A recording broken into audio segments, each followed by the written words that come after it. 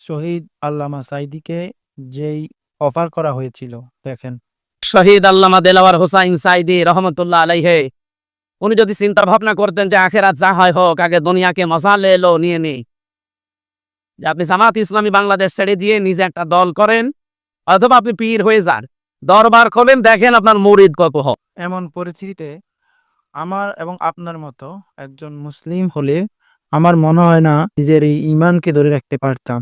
দেখেন হুজুরের কত শক্ত ইমান, এবং হুজুর যদি তাদেরকে মেনে নিত তাহলে তিনি ১৩ বছর নয় ১৩ দিনও উনাকে জেলে দিতে হবে না। শুনুন কি বলে।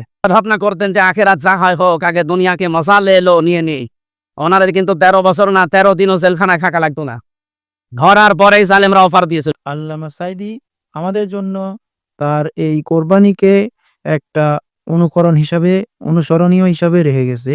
আমাদের মুসলমানদের জন্য এটি খুবই জরুরি একটা বিষয়।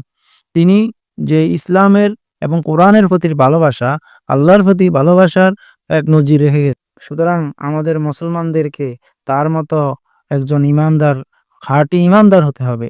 তাহলেই আমাদের দুনিয়া এবং আখিরাত